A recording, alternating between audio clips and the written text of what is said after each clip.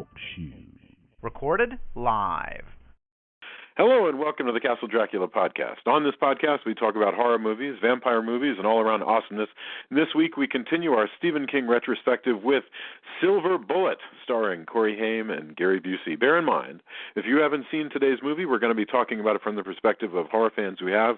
So warning, spoilers ahead. I'm your host, Jason Henderson, author of the new Alex Van Helsing adventure, Triumph of Death, in hardback and ebook from HarperCollins. With me are Drew Edwards, the creator of the long-running horror webcomic Halloween Man, which you can find at HalloweenMan.com. Say hello, Drew. Hello. Hello. Tony Salvaggio, creator of the new manga Psycom, Book 3 from Right Stuff and Tokyopop, and lead singer of the band Deserts of Mars, which you can find at desertsofmars.com. Say hello, Tony. Howdy. And with color commentary, attorney Julia Guzman. Say hello. Hello. You know why I hesitated there? I had an epithet about what you had been doing, with all the working on the election and everything, and then I realized that I couldn't read it, and so I let it go. You know what? I'm still blowing it. Okay. Silver Bullet. This movie came out in 1985. That's 2 years before The Lost Boys. Silver Bullet tells the story of a wheelchair-bound boy, played by Corey Haim, in a small town who becomes convinced that a recent string of murders is the work of a werewolf. He is aided in his investigation by his long-suffering older sister and his alcoholic, loving uncle. So, this is a movie, this is our Halloween episode. This is our second Halloween episode of the Castle Dracula podcast. We're in the middle of our Stephen King retrospective. We're about to wrap it up. I think it'll be this one and one more. And we did Silver Bullet out of a whole list of possible Stephen King movies because Mr. Drew wanted to see this werewolf film. So I think we're going to do our first impressions, and I want to start with Drew because, Drew, I want you to explain to me, why are we watching Silver Bullet? Well, if I want to get into the basest reason is that unlike every other movie we've done, and we've done some really good movies, Stephen King actually wrote the screenplay for this, so he is directly involved in the making of this movie. Yep. But, no joke, but I love the novella cycle of a werewolf, and this movie it's not really as of the same quality as The Shining or even Salem's Lot. Mm-hmm. Some of the werewolf effects are not of the same level. Like when you look back on like 80s werewolf movies, you always think American Werewolf in London, The Howling, who have these amazing, literally still amazing special effects in this. The special effects in this are kind of hokey compared to that. However, I just really love the bizarre juxtaposition of this very, very sort of wholesome coming-of-age story that seems like it could be a TV movie. Yeah, it could be an ABC after-school special. Absolutely, yeah. That's true. Combined with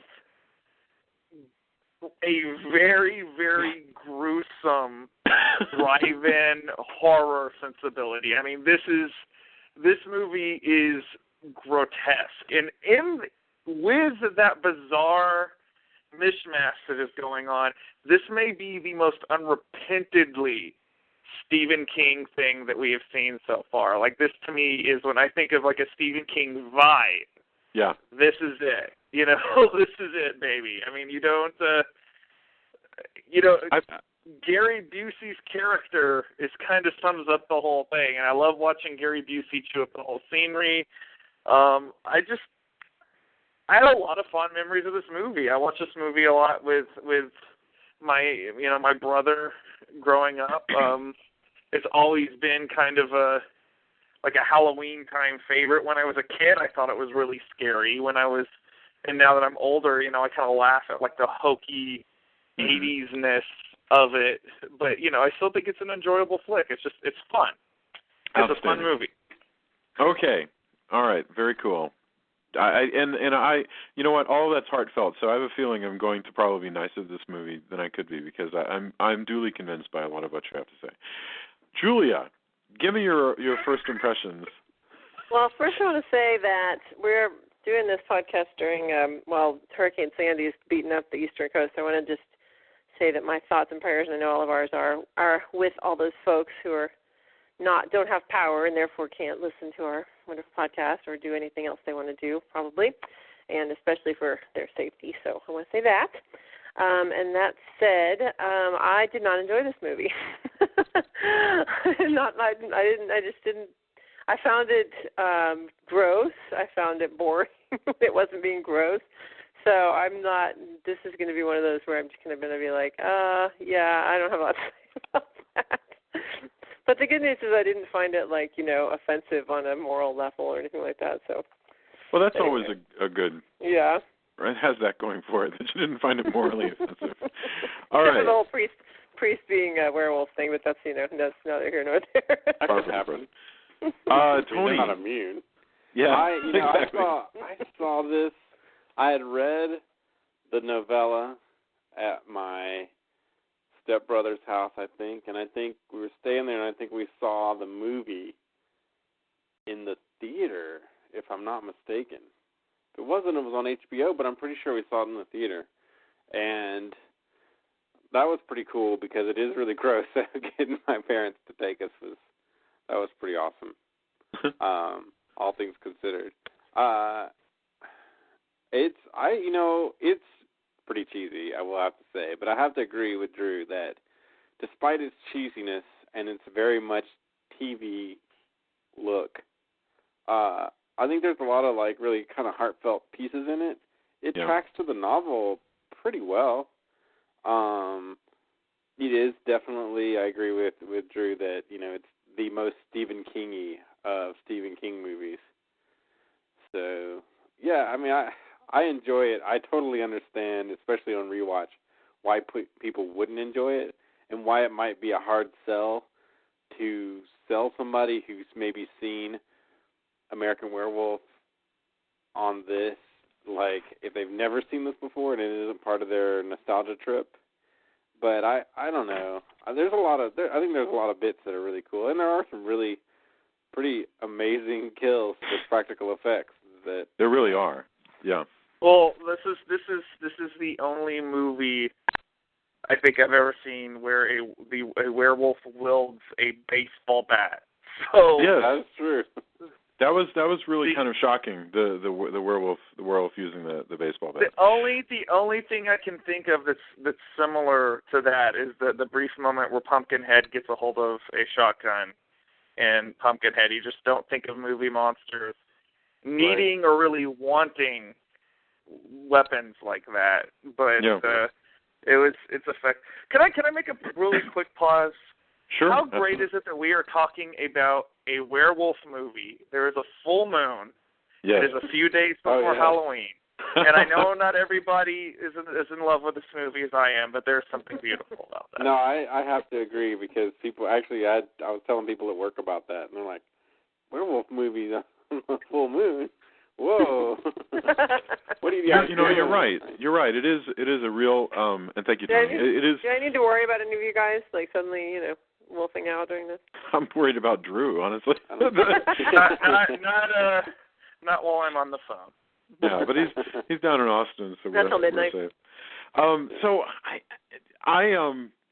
I love the Stephen King vibe, and I think you're right about this movie that it has. The funny thing is, if all those TV movies that are based on Stephen King movies, one thing that they don't have that this one does have is gore.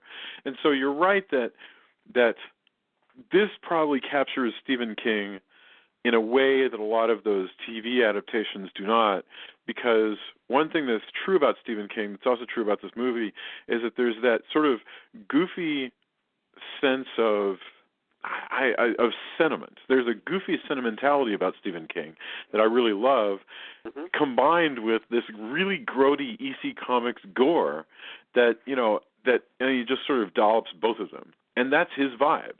So you can say, well, that doesn't work. I'm not sure if it works or not, but I know that is the way Stephen King is. And so this movie I that think way. you can't say that it doesn't work because Stephen King is hugely successful. Hugely So successful. obviously, the fact that we're even having a Stephen King retrospective proves that it works for a lot of people. Yeah, and we started with a list of something like 20 different movies and had to whittle it down to like 6, that we wanted to do, and they ran the gamut. The only reason we're not doing The Mist is because I find it to be a bummer. But I'm still a little heartbroken that we're not doing it. I think we'll get to it. I don't think we're going to get to it this time around. Yeah, but we will. We'll probably do a second Stephen King retrospective. My guilty pleasure will always be Maximum Overdrive. Right. There's that one. I'm not even really an AC/DC fan, but there's something about that just. I own the soundtrack to that. Yeah. I've had it since I was a teenager. Who made who? Cujo's a good one. Cujo's a good one. We watched it's not a good movie, but Jamie and I watched the Tommyknockers back to back with this while we carved up pumpkins. So do you remember the Langoliers with Bronson Pinchot? Jeez. The one about the giant Brillo pad things that eat airplanes. The story, you're like, wow, these things are probably pretty scary when you read the story. I once saw someone getting on a plane and starting that story. I was like, oh man. That's not right. You should probably not do that. I wanted to warn her. Because I was like, I don't know. There are some amazing stories that Stephen King. We can't possibly spend the whole time on this, but I got to say this really quickly. There are some amazing stories by Stephen King that I've always figured there's no way in heck you could translate them properly to the screen. Like there was one called The Jaunt, which is just about the craziness that you get if you try to stay awake during this hyper jump. It was a science fiction story that Stephen King wrote about this kid who goes nuts because he tricks his parents and doesn't take the sleeping pill, and he sees infinity and it drives him mad. And then and I was like, how would you film it? It would be one scene, basically. It was set up and payoff. Or The Raft, where this guy gets pulled like through between the slats of a raft. And I know they actually did adapt that in Creepshow 2, but for the life of me, I cannot remember how they pull off that effect, or if they even do. Well, the raft in Stephen King in Creepshow 2 is more like a Stephen King's version of a Blob. Yeah, definitely. Right. And in the book, not the book. It was a short story. It was in Twilight Zone magazine, but it just kind of floats like this evil oil slick, and it grabs you and it will pull you through. And it's the grodiest thing, and it's such a crazy notion.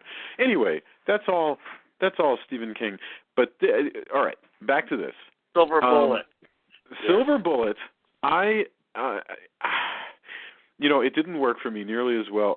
It's suffering just from the fact, really, that we're watching it after watching like a whole bunch of really strong Stephen King adaptations. Come on, this is way more entertaining than Carrie.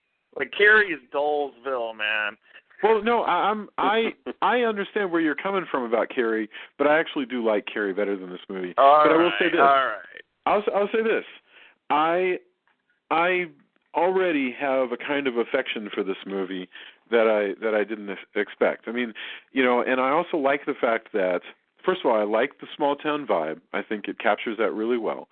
I like the fact that it's one of the few werewolf movies where the werewolf is not the protagonist, which is interesting. Because people bitch about vampires being protagonists all the time, but actually werewolves even more so. Most werewolf movies are about the werewolf. Well, in this case, because with a werewolf in your classic werewolf story, which all werewolf stories are more or less based on the Wolfman. When you think about it. Your hero and your villain are the same character, and that's something unique to the werewolf subgenre. That is really, really interesting. But it is refreshing to see something different played out here. All right, I'm going to make a note and writing it down right now because I'm going to talk about it during endorsements. There is a werewolf story I recommend that is very different and that people might dig, and I'll bet you that nobody listening has read it. So we'll save that for later. All right, so let's get into it. The central and most daring thing about this entire movie, about a movie that came out in 1985, okay? People are going on a Friday night, watch a movie. Who's going to be the star? the star is going to be a kid, it's not a kid's movie, it's an adult movie, but and Stephen King loves to do this. The star is a kid, and more than that, he is a kid in a wheelchair. He's paraplegic. I don't even know if we ever learn why he's paraplegic, but Stephen King gives us this really interesting main character and the central relationship of a kid who cannot walk and is in a wheelchair, and his relationship with his sister. Tell me about, talk to me guys a little bit about this, because how many, I don't think I can count on my hand, I don't think, how am I trying to say this? Basically, there are almost no movies that star people in wheelchairs. It's very rare. And so, were you guys struck by how unusual that is?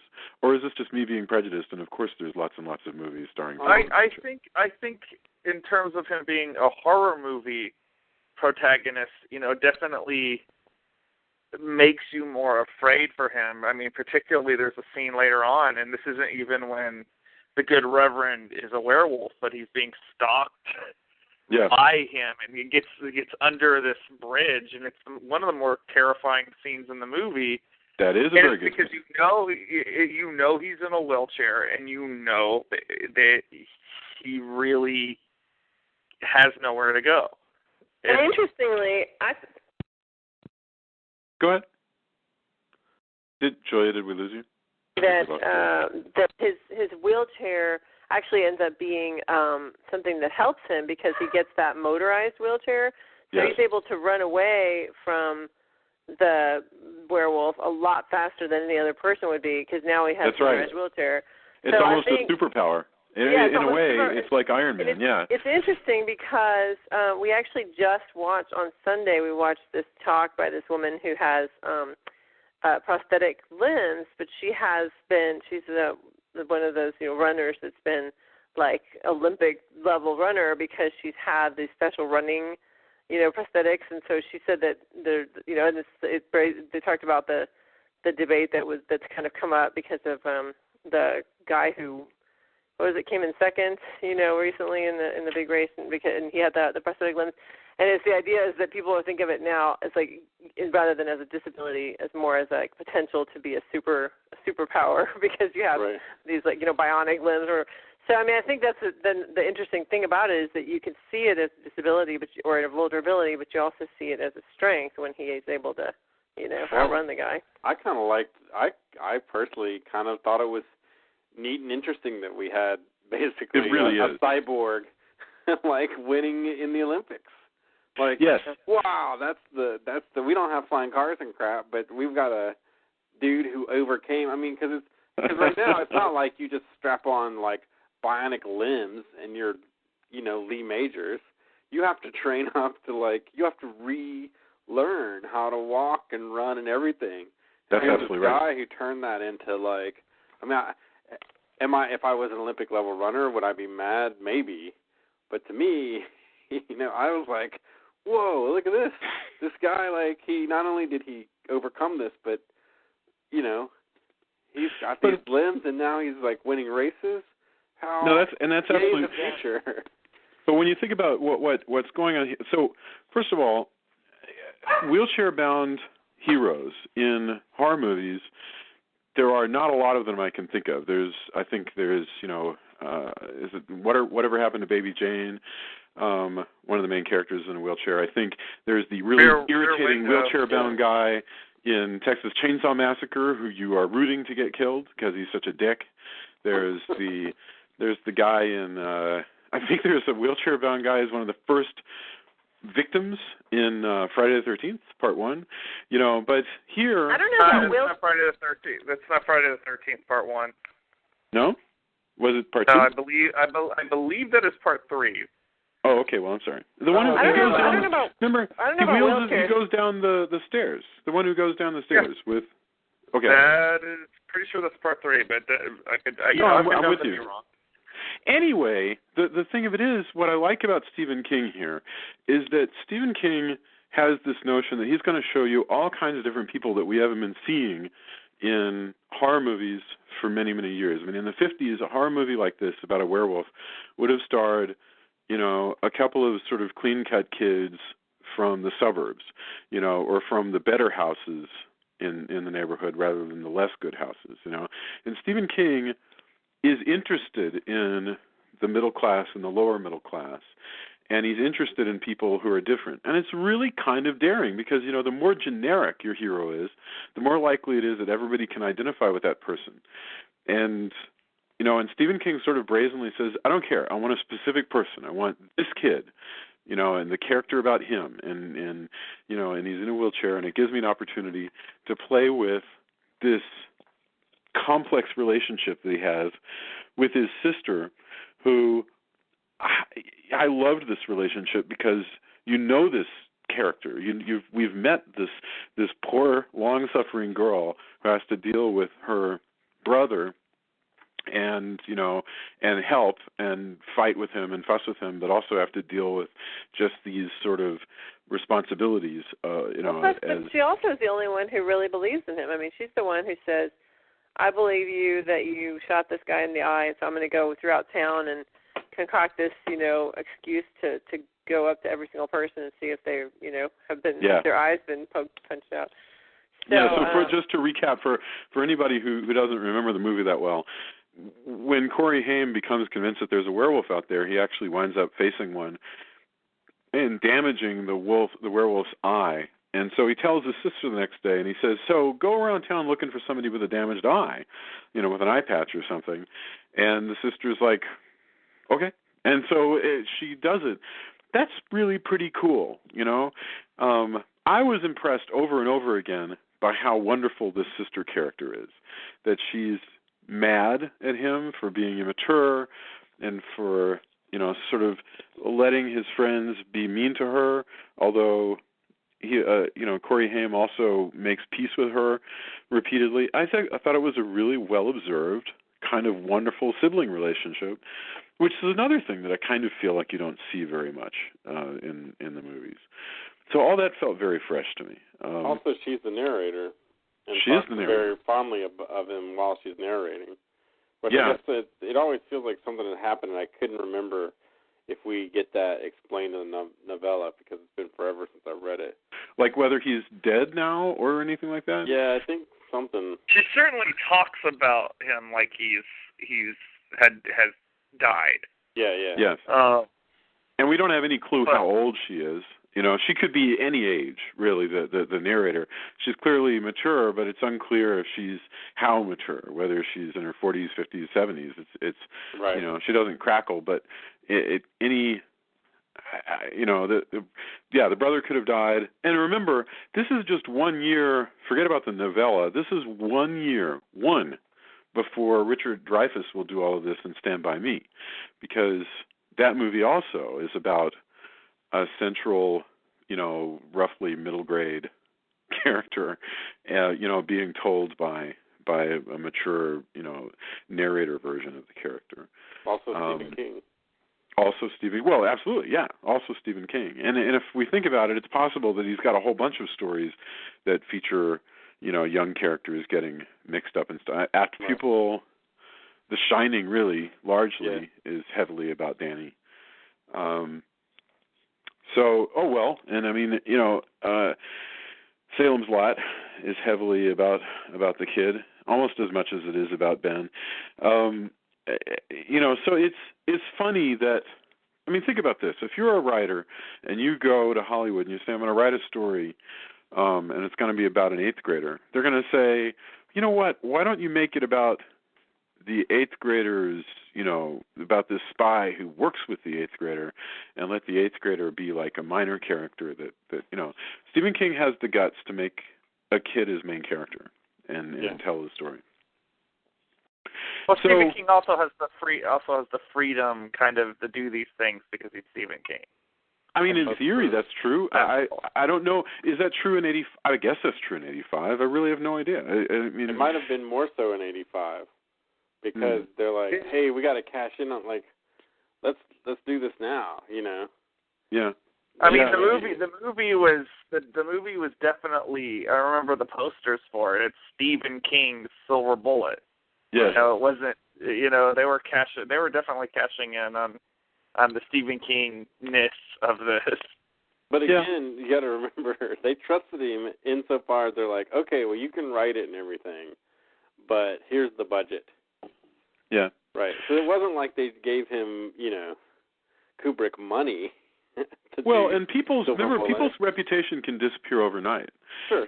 You can have somebody who is a huge hit, and then all of a sudden, within 10 years, they're not making movies anymore. Right. So, but yes, I think you're right, Drew, that there has not been a moment since the late 70s when Stephen King was not a household name who commanded a lot. Although there were a lot of crappy, small budget Stephen King adaptations. Yeah, but okay, who really and I don't want to detract the entire podcast on this, but who really has rose up to take Stephen King's throne as the Lord of horror? I mean, no one. There's been a lot of people who've tried. I mean, there's been Clive Barker. Not Lord of I was going to horror, say Clive Barker. J.K. Rowling kind of took it off in a different direction. Yeah. Clive Barker. Well, J.K. Rowling though is more fantasy though. That's the thing. And she would be the equivalent of like a Tolkien. Yeah. Where no one is really Clive Barker came close. But Stephen King is still Stephen King is the thing. I mean, he hasn't died, so he is still himself. He's still the king of it. There's nobody. You're absolutely right. Basically, you have each of these niches has a leader. You've got King, as far as like books into movies, and they're a household name. You got Rowling. So far, with only one series, all right, but still, Rowling. That's another series. Grisham. We don't know how big it'll be. Yeah, well, and you got Grisham. You got King. Barker is just nowhere near the. I mean, I love Barker. Barker's had a good career. I mean. Oh no, he's certainly a better filmmaker. Yeah. And he's certainly a better filmmaker than Stephen King. Yeah, yes, and he's written some truly. The Books of Blood, I think, is an American. Well, it's not American. I think Books of Blood is a classic, and I think everybody should read Books of Blood. But having said that, Stephen King laps these guys so many times as far as just how successful he is. He is, no pun intended, the king. He is the king, and it's impossible to get there. I mean, maybe someday. I cannot envision who that's going to be. I mean, it's not going to be in our lifetime. Yeah, it's hard to envision. I mean, Getting back on the thing though, I'm curious to know what you guys thought of the Gary Busey character, the uncle. Yes, but thank you for steering us back towards the actual movie at hand. A much more benevolent drunk than Jack Torrance. We have to all say that. I was really troubled. I was like, man, don't be. I know this is terrible. I know this is going to reveal me to be, I don't know what it's going to reveal. But I was like, he really should not be drinking straight out of a bottle of Jack Daniels around his nephew like that. You're like, but Gary Busey. Yeah, but Gary Busey would say, F you, I'm spending all of this time with my nephew, and you just leave me alone, we're doing fine. And I think he'd probably be right. I think he's a type of character that you would have in your family that if you were the age that this boy is supposed to be, you probably wouldn't realize how troubled he was, and then when you're older, you'd look back and go, man, Uncle Red, that guy was really messed up. But, at the time, he just seems like, oh, this is my awesome, eccentric uncle who works on hot rods and, will listen to me talk about werewolves and not make fun of me too badly. And is good to him and says, I was truly touched by the talk that is the uncle, the uncle builds a motorcycle wheelchair for, complete with the silver bullet. The silver bullet, which he calls the silver bullet, and it has a motorcycle engine, and has a throttle and a brake, and and it's a roadworthy thing that Corey Haim can control. And he says, listen, I built that for you because I love you from the bottom of my heart, but if you got hurt on it, it would kill me. And I found his speech to be truly believable. I totally it sounded like something that an uncle would actually say. I was really moved by that whole relationship. With everything. Sorry, you first.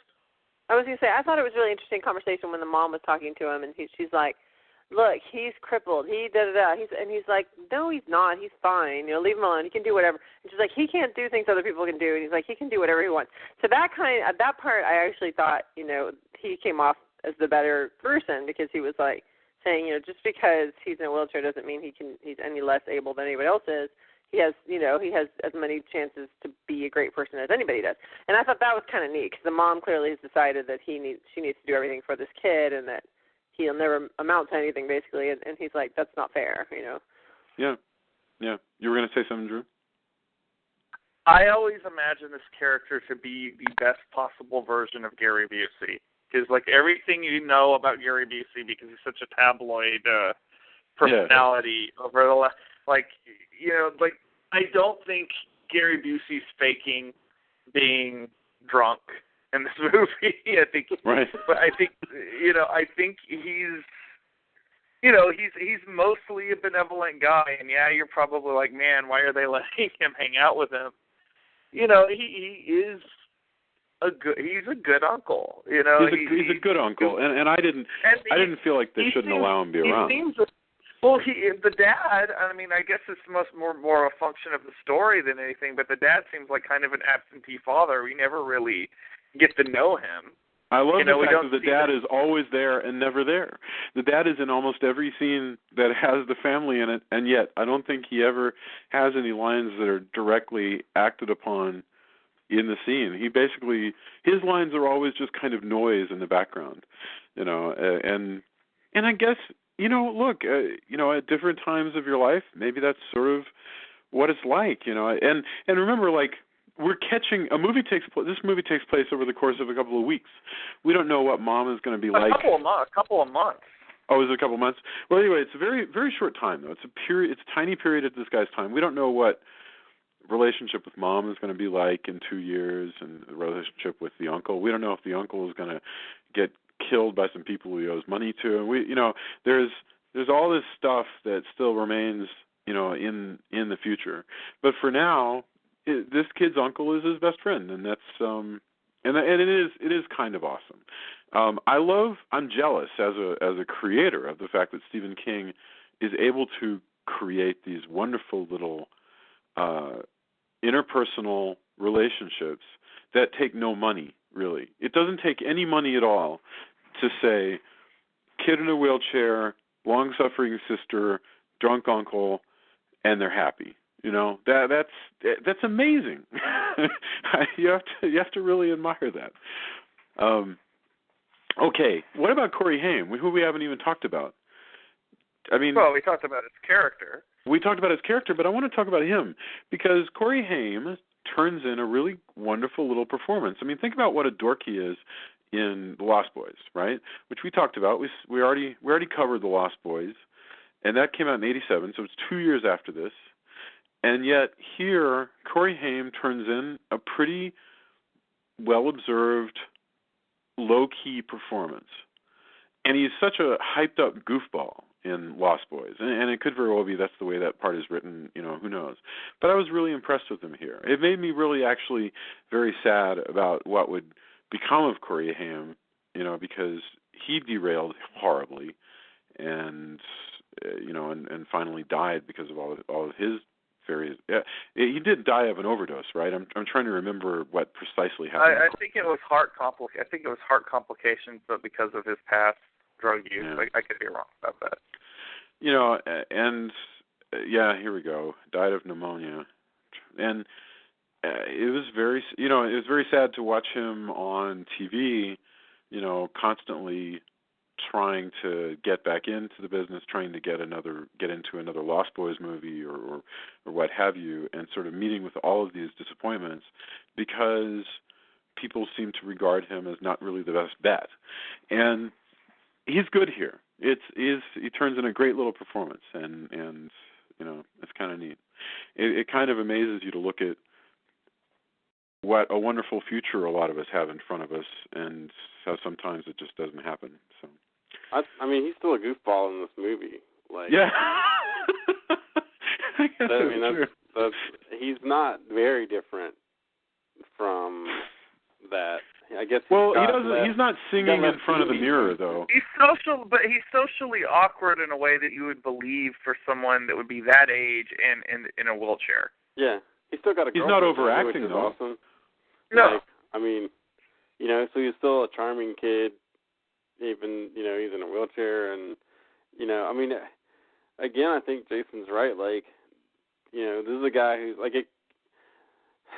And I think this, again, back to Stephen King's strength, this could have just as easily not had a werewolf in it and been, an after-school special movie. Yeah. And it would have, could have not had the gore. And it would have probably been, I don't know oh, my God. It was good, but, like, it would have been just an after-school special movie that you remembered. That would still I agree, be everything. A lot of the stuff that happens, has nothing to do with the werewolf, and it's very... like, it's so frustrating when they don't believe the kid, and there's like, you're just making it up. And, I mean, there's just all kinds of things that happen. And at the end, when he's supposed to be shooting, he's supposed to have the silver bullets in the gun, and the uncle is, and he takes the bullet out. He's like, this is stupid. And I'm just like, no. I'm like, yelling at the screen, no, put the bullet back in, idiot. Yeah, it doesn't cost you anything to leave the freaking bullet in there. I know. He's like making this point. And that's just classic, any suspense thriller movie. Yeah. That is the way adults are, though, like towards kids. Like he was, he had humored them to that point, and he wasn't going to humor them anymore because he wasn't completely on board about the whole werewolf thing. He was convinced that there was something up with the good Reverend, but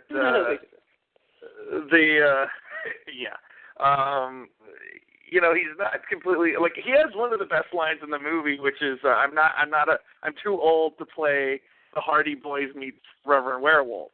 Oh my gosh, I don't think I even heard that line, but that line just made me happy. Yeah, my favorite, amazing. I have to say, my favorite line in the movie is actually earlier on and I can't even remember who says it. It's like one of the cops or whatever says that Joe Howler, whatever his name is, couldn't find his own ass if someone jammed it full of radium and gave him a Geiger counter. No, this is very line. Stephen King, like all of those bits. Oh God, yes. See, that's why, like, look, Clive Barker is amazing. Like, is an amazing writer. Can make things horrific, and his descriptions of things horrific are, top notch. Top notch. Like, you can't. I don't know if you can surpass that. However, I'm really, for better or worse, and sneers of derision have happened. Stephen King can write characters that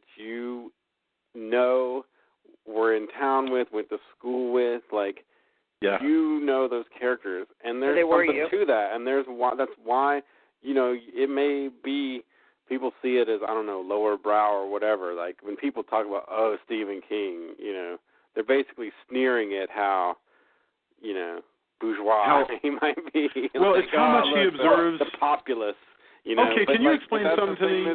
That people, that's I think that's his strength, but that's also why he sells it. Like, you can relate to this.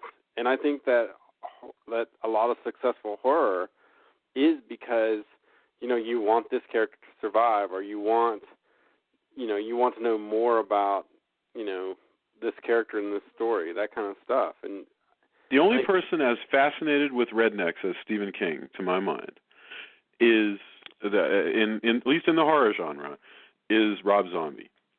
And that's a totally different. Rob Zombie's rednecks are always movie rednecks. Like, they're not realistic. Like, I grew up in Zombie doesn't? In a hick town. Yeah. Okay. Zombie, I don't think Rob Zombie ever I don't think he ever actually lived around these kind of people. He just has an idea from, like, Deliverance and the Texas Chainsaw Massacre and all these hillbilly movies that he thinks are cool. Whereas, like, Stephen King, he's out in Maine and he's been around real, hick town people. And I grew up in a hick town. And I would say, like, Stephen King's characters are reading true because, first of all, they're not all bad.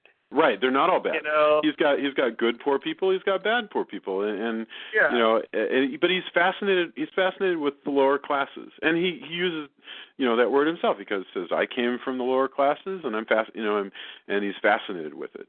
But I find it fascinating that, you know, I you know, nobody else touches on that. You know, once again, you know, if you had this movie made in the 50s, the characters would have been coming from the nice, you know, Father Knows Best sort of tract homes. Well, a werewolf movie made in the 50s probably would have been a Hammer movie. Well, I was a teenage werewolf, actually. Get right down to it, and I guess you're right. And Michael Landon. Right. But I mean, there really weren't a lot of them. You're right. But I mean, you know, I think of Larry Talbot. He was the main character, and he's the son of a lord. And well, that's the thing. I guess stories, what I was trying to make is gothic horror, which is the werewolf genre, comes out of, is usually has the trappings of wealth behind it. You know, there's castles and moors and, you know, all these wonderful things. And I love that stuff too. But when you move this genre into America, you know, the people that really have built America are the blue collar people. No, absolutely. So you're right that he's got bad guy blue collar people, and he's got lots of good guys, and he just observes all of this extraordinarily well. I'm just sort of amazed by all that. I'm also amazed by the way. Go ahead. Well, no, I was going to say about Zombie. I don't know anything about Zombie's background. With Stephen King's mom was a maid at the retirement home, where, you know, nearby, which is not a pretty job. And at the same time, Stephen King was working like in a furniture factory or whatever. I mean, literally, you know, working these extremely, extremely tough, arduous jobs, and also teaching, and also, when he got married, pounding out his first books on like an ironing board in his laundry room in his double wide trailer. So he knows this life, you know, real well. I don't know jack all about Rob Zombie's childhood. I have no idea if he's like from Plano or something. I literally have no idea, you know, what. He's from, as far as I remember, I think he's from Jersey. Yeah, I think it was New York. Jersey. Yeah, he certainly went to do music in New York, but I mean, it seems like sometimes like it would be really similar, and I like, you know, actually for me, like I think Rob Zombie is a better short form director. Like his videos are really awesome. And I like Rob Zombie. I mean, I like his movies are cartoonish though. I extremely like. I think he does what he sets out to do, but they are not movies that I would ever rewatch. I would never. I haven't seen one that I would rewatch. And actually, you know, part of what he's trying to do. Like he disturbed in enough ways that I like, you know what, I don't really feel like going through that again. But that's definitely an artist. He lost me with the Halloween movies. Like I didn't even see those. Like after Devil's Rejects is intended to be very disturbing, and he's definitely an artist. He's definitely aware that he's yanking people's chain. I actually liked his Halloween. I found it very watchable. I wouldn't have any interest in watching it again. It just seems like a bizarre experiment. Like why he wanted to give Michael a backstory. Once again, he made Michael gave him a backstory of a bunch of really mean rednecks who, you know, it's bizarre. Well, like I said, I mean, I enjoy, like, by no means am I not a fan of Rob Zombie. Like, and I think, like, visually he's done some amazing music, done some amazing visual stuff, and you know, has really carved a niche into what he wanted to do movie-wise and done his influences. And that's, anytime somebody can go through and do that, that's pretty freaking amazing. However, I think that his rednecks are similar. Like, if I watch Taxi Driver and then maybe a few Woody Allen movies, and I decided, you know what, New York, and I'm going to write it. Like, I've seen that. I lived for years and years and years. I've lived deep in the dirty South, and, you know, here's New York. And I feel like that's what I would get. Now, whether or not he lived in the dirty South at all, or, like, visited or, you know, dealt with that, I have no idea.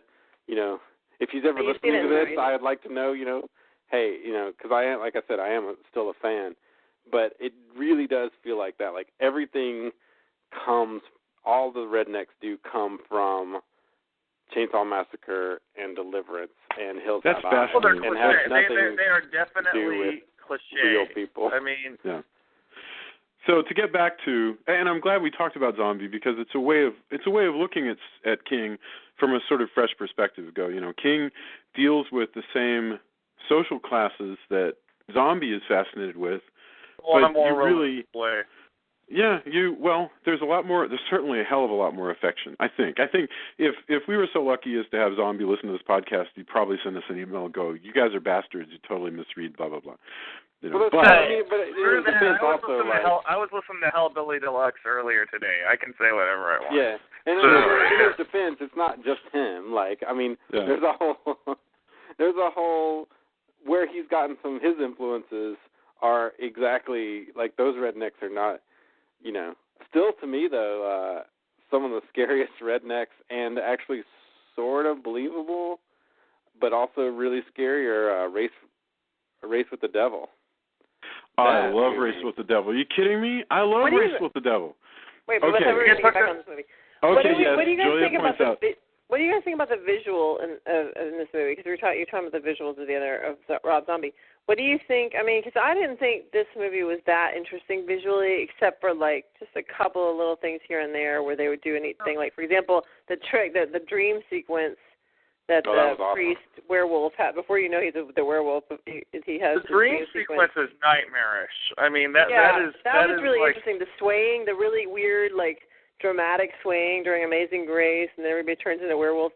That was interesting. And then there's like a shot during in a greenhouse I thought was kind of interesting. But other than that, I thought visually it was kind of boring. Like I said, the gore was too overdone. And I mean, it opens with this guy getting his head lopped off by the werewolf, and like this dramatic, head flying through the air, and then they show it next to the railroad track. I love that. I like the sequence a lot where they're out, walking in the woods, and it's like this sort of almost over-the-top Universal Studios mist everywhere. Like, that scene is very visually striking. I don't know who directed this movie. I think everything most of what is good that's coming out of this movie is coming from the actors and the screenplay. Yeah. Obviously the director is not like a visual artist the way Kubrick or even Tobe Hooper. He was a TV director. I mean, no disrespect to him, but he apparently went on to direct a lot of Alias. He did a serviceable job with it, but Daniel Attias, Attias. Yeah, so it says here he did a lot of The Wire and 6 Feet Under, Beverly Hills. Go ahead, I'm sorry.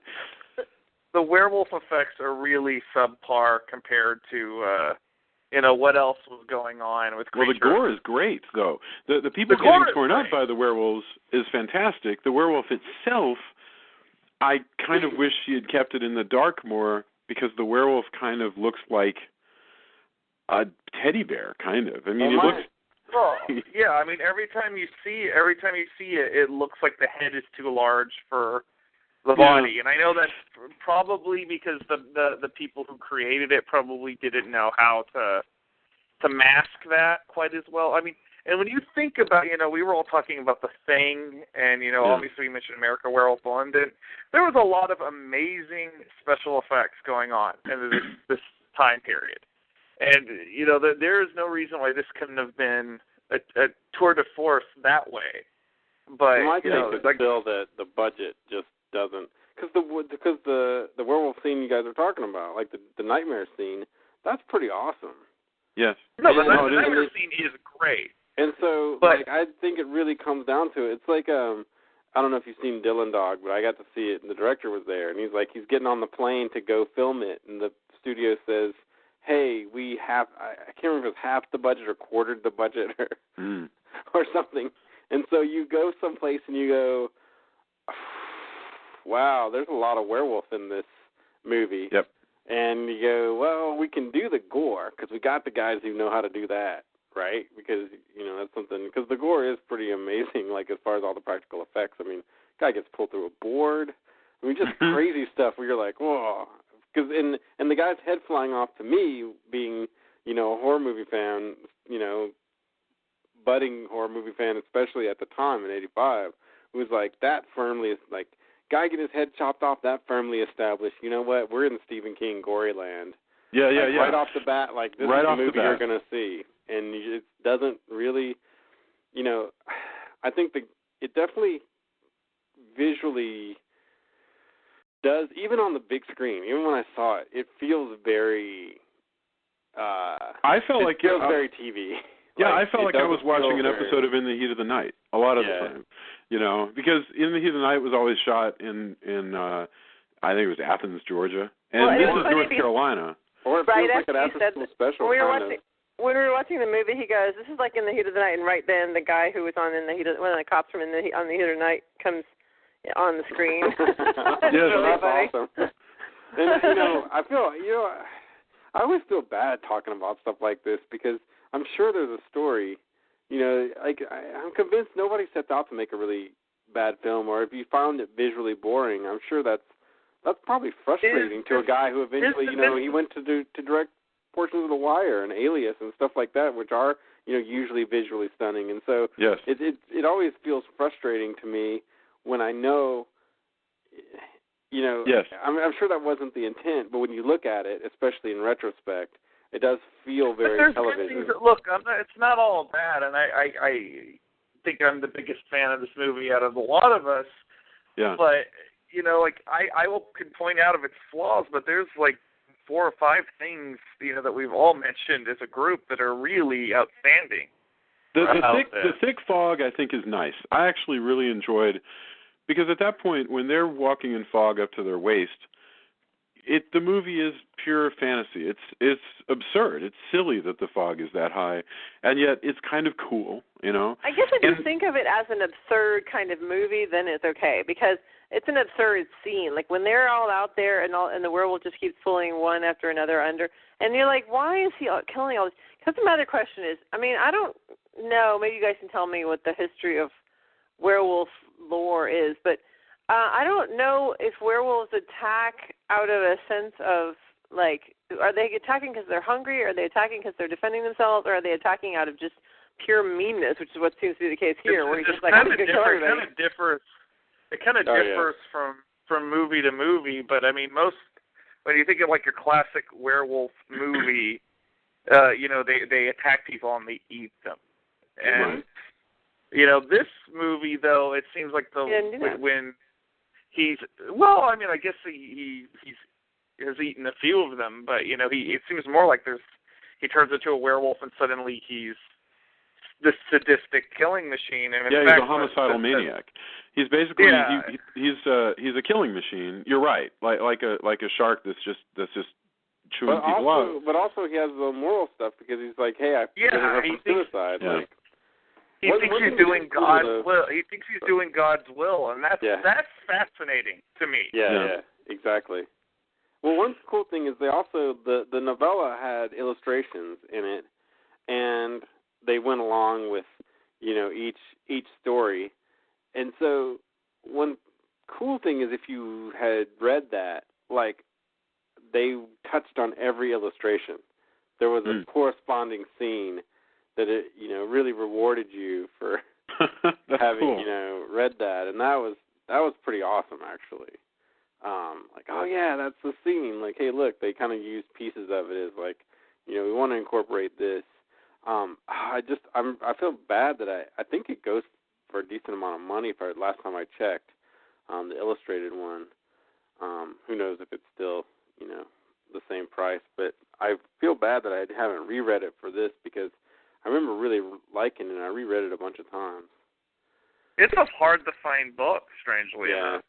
I wonder why that is. Well, I mean, is it on Kindle now? Can you? It's probably on Kindle. I'd be shocked if it's not. Last time I saw the book, I was in Mexico. I found it at a bookstore there, but I literally have not laid eyes on it since. It's kind of funny, and that's nearly 20 years ago. the one more scene that I want to mention, and then we really need to get to our final thoughts and endorsements. But the covered bridge scene. Once we discover that the werewolf is actually the priest who has become a werewolf for reasons we don't know, he knows that the kid is onto him, and so he stalks the kid by daylight. He wants to kill Corey Haim because he knows Corey Haim knows his secret, and he's chasing him in his big blue sedan, and he chases Corey Haim onto this covered bridge. And see, let me interrupt you and say that's another thing I don't like about this film is that he no longer is a werewolf. He's just an evil guy who becomes a werewolf at night but is now evil during the day too. And that really bothers me because I always get the impression from the werewolf movies that the werewolves are not, they don't want to be that. They don't even remember being that. Like they think that they're, you know what I mean? They don't know what happens when they're a werewolf. They feel guilty about it during the day. They don't seem to want to. And by they, you mean Larry Talbot. I mean, basically that is I don't know, other werewolves. I don't know. I feel like I've seen several werewolves. Right. Well, Larry Talbot's the prototype.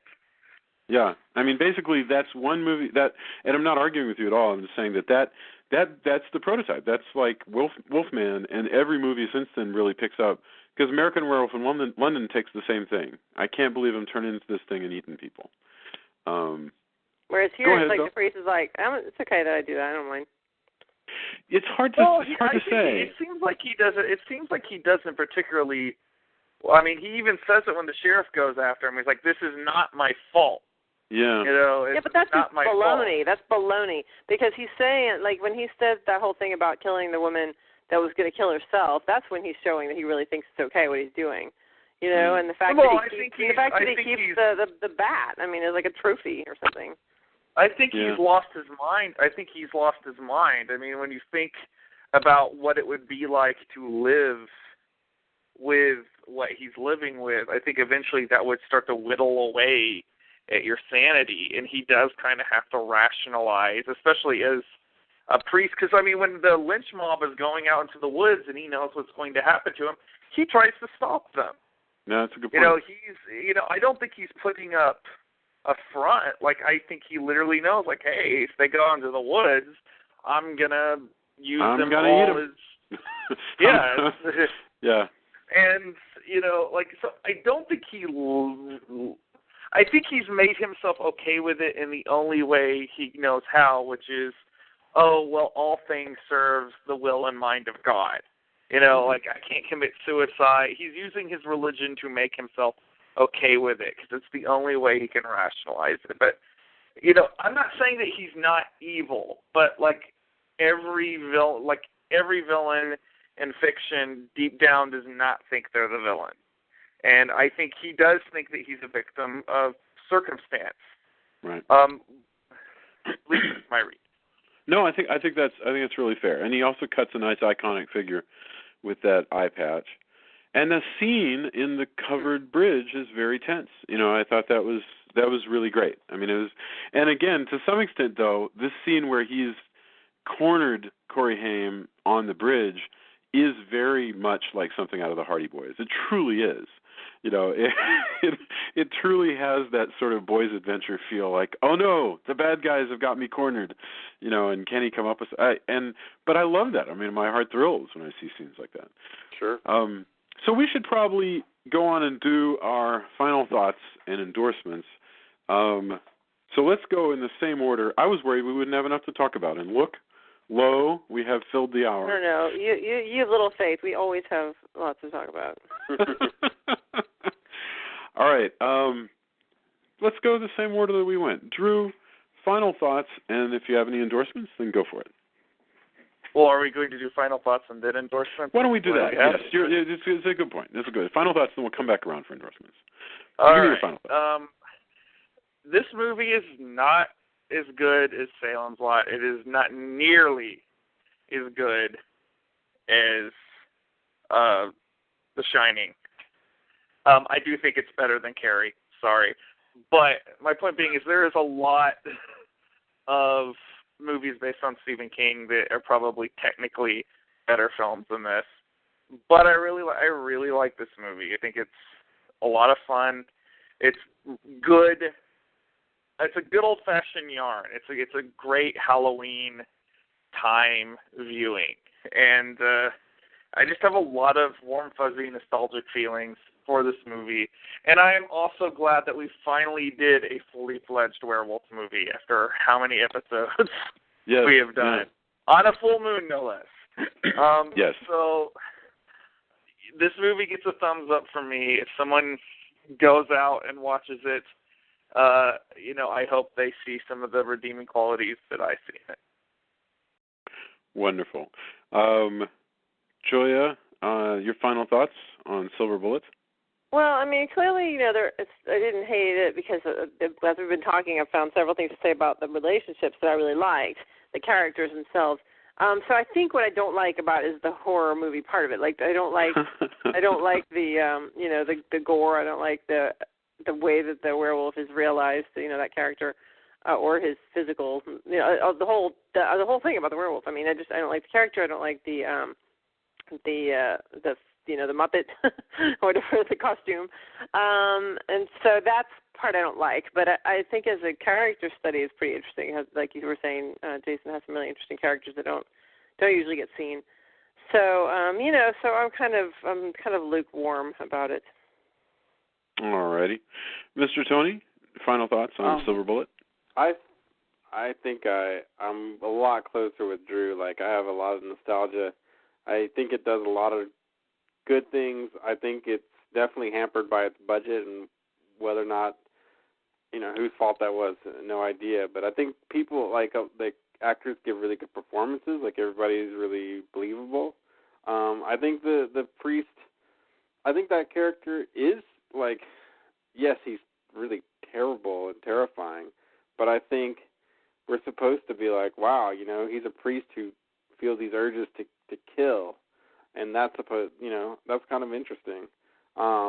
It does a lot of things pretty cheaply, but then it does a lot of really good kills that, especially as a kid, was like, wow, I can't believe that happened, And like I said, if you're a fan of the book, which it looks like evidently I was wrong, and now all of a sudden there's tons of copies up on Amazon.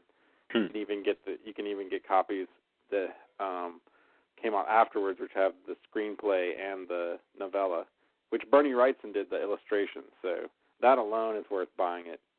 But don't everybody go out and buy it, because I think I need to get a copy now. But I like it, and to me it's one of those I'm like, yeah, maybe I do need to have that in my horror movie Halloween DVD collection so that I can rewatch it. I don't anticipate watching it over and over, but it definitely, I don't know, to me it deserves to be in the I'm going to watch this around the holidays kind of thing. Well, I was shocked to find out this movie came out as early as it did, because I really believed, I could have sworn that this movie came out in the 90s at some time when randomly, for some reason or other, I just wasn't paying attention, and that wasn't the case. It came out in 85, and I just somehow missed it when I was in I guess middle school or something like that. Or depending on what part of 85, it'd be either the summer or I'd be like a freshman in high school. And it's, I enjoyed seeing it now. I love the fact that it takes place in the 70s. I love this sort of crazy, over-the-top gore. I enjoyed sort of jumping and going, that was cool. I think it's definitely one of the more enjoyable Lesser Kings. I'll go that far. It's nowhere near the level of the stuff that we've been talking about, The Shining. Although I like Carrie, and I think Carrie is wonderful, and Drew doesn't like Carrie at all. So he and I, if we were arranging our a deck of cards, this one goes higher for me than Carrie, and he'd flip them. But you could do a lot worse. This is a decent werewolf movie. It's funny, I was thinking earlier of this other werewolf movie starring Mariel Hemingway called something like Bad Moon, and God. Yeah, see, this one leaves. It's hard to do a good werewolf movie. It truly is. So no, this was pretty good. All right, so endorsements. Let us work in the other direction. I wanted to mention a short story that should go look for, called The Werewolf by it's by Clemens Hausman, and it features a werewolf named Whitefell, who is a beautiful werewolf woman who falls in love with. Basically, it's a love triangle between these two noble brothers at this great sort of Russian house, and it's this sort of pre-revolutionary Russian story of, exactly what Drew was talking about, a great house, noble brothers, one who's a huntsman and one who's more genteel, this beautiful wolf girl who comes between them, and she finally kills one of their younger brothers, and they have to take revenge on her. And it's a great story, and it's so strange to me that to my knowledge, it's never been made into a movie, but it's just wonderful, and it's called The Werewolf by Clemens Hausman. So get on down and look for that. So going backwards, it was Tony. Tony, anything to endorse? Yeah, actually, Drew and I are signing comics at this Halloween in Austin, if you're around, at Tribe, and that's going to be really cool. I think we posted the link, but we'll probably repost it. So I'm excited to, anytime I can hang out with Drew and talk Halloween Man and also talk about comics is really cool. And then that night at 8 o'clock at Headhunters, the band I'm in, Pakari Shred, where we covered Japanese rock tunes, we're playing at 8 o'clock. We're the opening band on Halloween downtown at Headhunters, so that'll be cool. What's the URL for Pakari Shred, by the way, if I wanted to look for it? Facebook. We're on Facebook. I'll post that. Okay. Great. And there's a lot of good bands playing that night. So yeah, I'll post a link because I don't want to forget anybody. No worries. It's a really good lineup. The fact we're playing early, like if you were gonna come and stay somewhere, that I would watch all those bands. I may not be able to because of a lot of prior engagements, but I'm gonna stick around for as long as I can because I'm pretty excited to be playing with a bunch of the bands that are playing there. So it seems like there was something else, and now I can't remember. Oh, for werewolf movies, one of my guilty pleasure movies, and I need to find and post the name of it. There was a werewolf movie that was like part werewolf and part, I want to almost say, blaxploitation and mystery, that had multiple endings that I saw when I was young.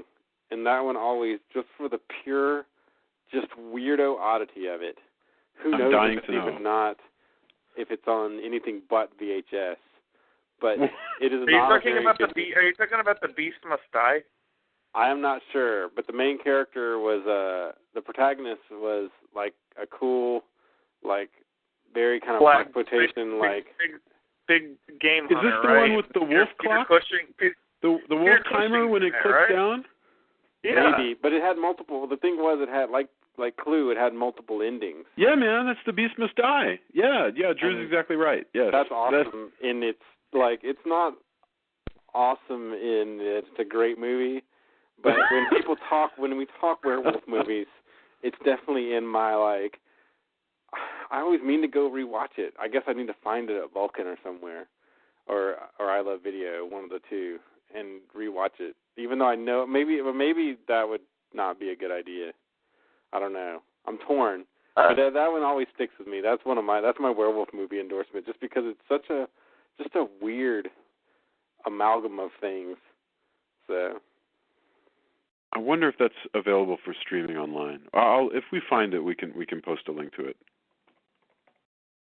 So yeah. All right. So Julia, did you have any endorsements? I don't have anything new. I just want to re-emphasize how awesome the show 666 Park Avenue is for if you're a horror fan, or even if you're not a horror fan. It's just so great. I mean, it has so many aspects of so many other great, like horror and suspense and different kinds of programs that you've seen before and movies you've seen before. I mean, it's got a lot of Shining kind of pieces to it because it takes place in an old hotel. But it also has, like I said, I think I called it The Devil's Advocate meets The Firm, because that's kind of, I mean, it's just, and then there's just, they have all these homages to different movies and different shows, and it's just a great great show. I just really like it, so I just want to plug that again. I've seen one episode so far, and at Julia's behest, and it actually is really spooky. So good. That is a good show. I need to check it out. Thank God for new TV horror. It's pretty neat. Drew, do you have any endorsements? Yes. First off, if you have not gone to Indie Planet Digital and downloaded some digital Halloween Man comics, here is your chance. It is your last chance over the next couple of days to get Halloween Man versus the Invisible Man for free, because after Halloween it will finally be we will finally be charging for that bad boy. But also I should say that on Halloween, not only do we have the signing, but I will have a new the Halloween I cannot talk right all of a sudden. The Halloween Man website is going to be completely revamped and updated with a new webcomic, so please drop by there and check it out. You mean you're changing, like, you're updating the website itself? Like. Yep. Okay. New look. Awesome. I can't wait to see it.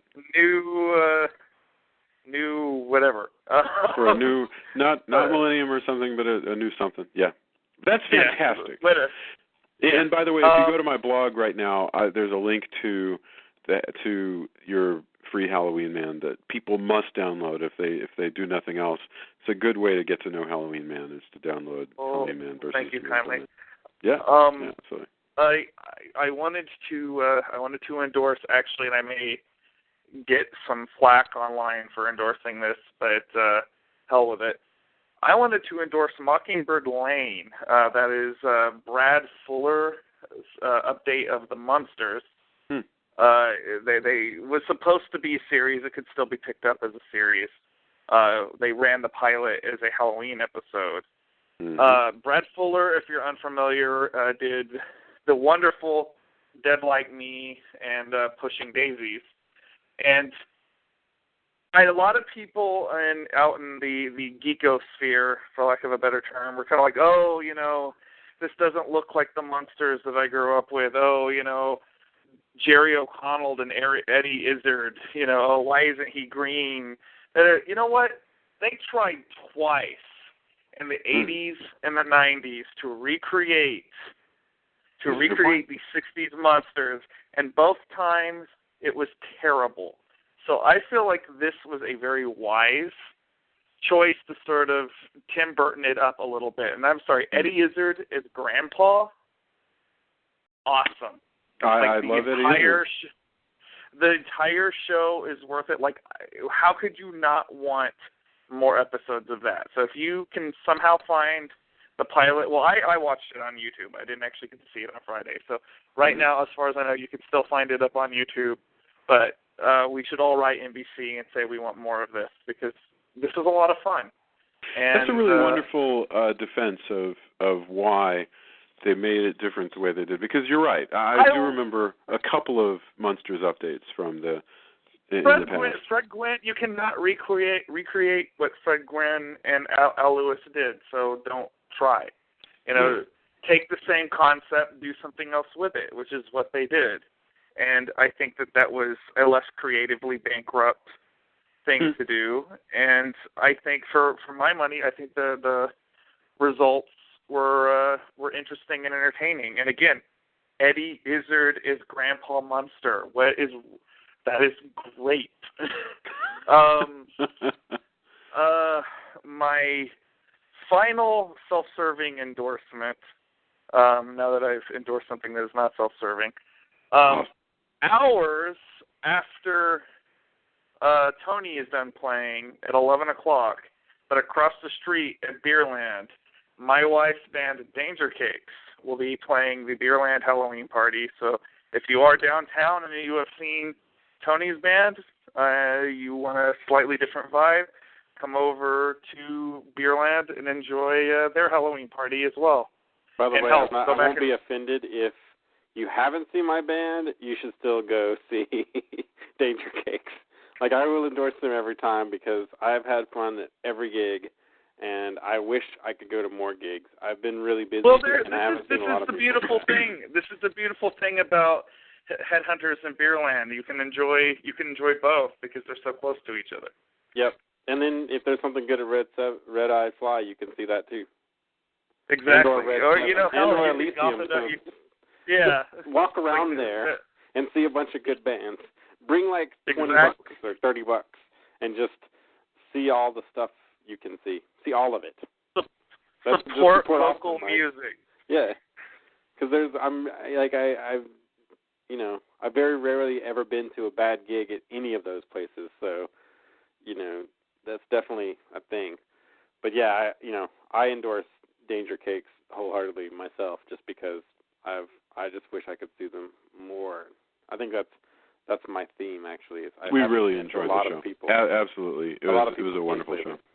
So you're gonna at least see Jamie at Tribe on Wednesday, although I don't think she's gonna have her double bass, but she may be wearing her Halloween costume, which is she showed us today. It's very impressive. She's going to be Ursula the Sea Witch from The Little Mermaid. Oh, cool, man. Oh man, that's gonna be cool. I haven't seen it, but I have a feeling that's gonna be awesome. Well, Ursula is cool because, and she's got to figure out a way to have a couple of like little what are those long-toothed fish that she carries around with her? Ursula has a couple of gar on her shoulders usually, but whatever the heck they are. Are they barracudas? They might be barracuda. They might be gar. I don't know. I haven't given much thought to Ursula's accoutrement. All right. Thank you, everybody. I really appreciate you being around. We all do, and we absolutely want your comments and questions and suggestions on the Facebook page. So like us on iTunes, tell your friends to listen, and we'll be back next week with the live-in end of the Stephen King retrospective, the one and only roach-ridden creep show. I am so excited. All right, we will see you next week. Bye, everybody. Awesome. Happy Halloween! Happy Halloween.